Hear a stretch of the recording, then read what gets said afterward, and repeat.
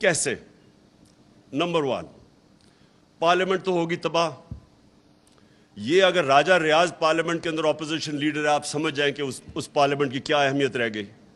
ابھی یہ بجٹ پاس ہو رہا ہے نا، وہ راجہ ریاض اگر اس کو اپوز کرے، آپ سمجھ جائیں کہ پارلیمنٹ کی تو ختم ہو گئی.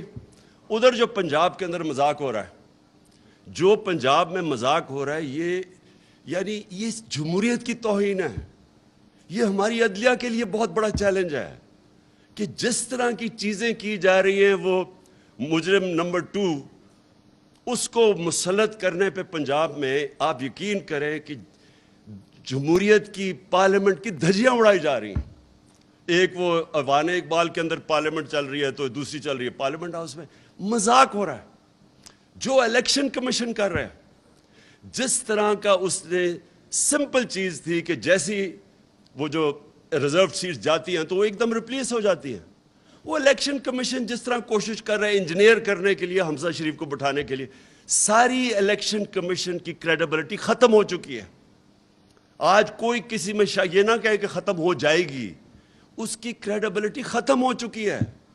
ہمیں پتہ ہے وہ جا کے بیٹھتا ہے، وہ شہزادہ اور شہزادی لاہور میں، اور ان کے MNAs آتے ہیں بیٹھ کے، وہ ساری انجینئرنگ کر رہے ہیں. جو وہ آدمی بٹھایا ہوا ہے انہوں نے لاہور کے اندر، ایک بریگیڈیئر رانجھا ہوتے تھے جنہوں نے 2013 میں ساری انجینئرنگ کی تھی نون لیگ کے لیے. اور اب جو ہو رہا ہے، اس سے کیا ہو رہا ہے؟ اس سے نقصان صرف پاکستان کی جمہوریت کو ہو رہا ہے. جب آپ کی الیکشن کے اوپر اتنا بڑا کوسچن مارک آ جائے کہ جس طرح کی انجینئرنگ سے وہ آپ کوشش کریں 20 حلقے جتانے کے لیے ان کو، یا کسی طرح وہ حمزہ شہزادہ شریف بن جائے آ کے چیف منسٹر، یہ الیکشن کمیشن، جمہوریت کی تباہی، پاکستان کے جسٹس سسٹم کی تباہی، اور جو سب سے امپورٹنٹ چیز جس کی تباہی ہے، پاکستان کی مورالٹی کی، مورل سٹینڈرڈز کی. دیکھیں مورالٹی کے اوپر کھڑا ہوتا ہے ملک.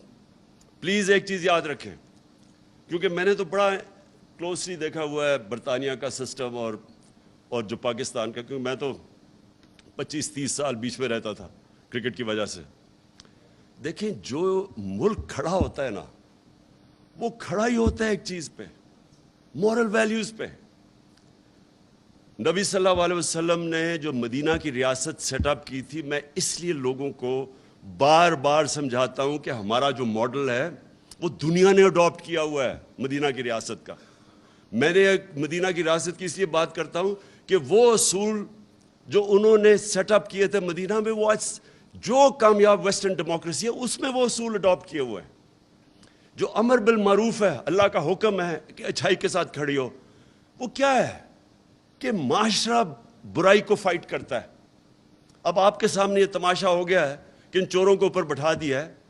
یہ معاشرے کے اوپر اللہ نے فرض کیا ہوا کہ آپ نے اس کے خلاف کھڑے ہونا ہے. یہ معاشرے کی ذمہ داری ہے.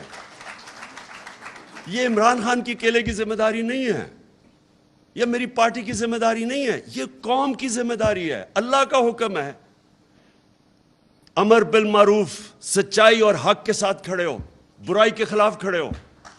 اللہ نے آپ کو نیوٹرل رہنا کی اجازت نہیں دی، کوئی اجازت نہیں دی اس نے کہا سائیڈز لو.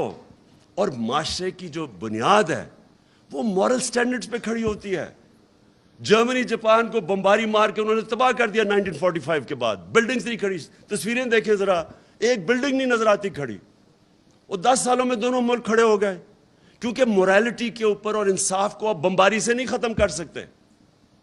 جو قوم جس کی مورالٹی انٹیکٹ ہوتی ہے اس کو آپ ختم ہی نہیں کر سکتے. ختم کرتے ہیں جب ایک قوم کی مورالٹی ختم ہوتی ہے، آپ کو بمباری کی ضرورت نہیں پڑتی. میرے سامنے ہماری زندگی میں بیروت ہوتا تھا، دبئی. ہماری زندگی میں ساری دنیا چھٹیاں بنانے کے لیے بیروت جاتی تھی. لیبنان ایک سب سے خوشحال طبقہ تھا سارے مڈل ایسٹ میں. آج اس کے ذرا حالات دیکھیں، 70% لوگ غربت سے نیچے گر گئے. کوئی کسی نے بمباری نہیں کی.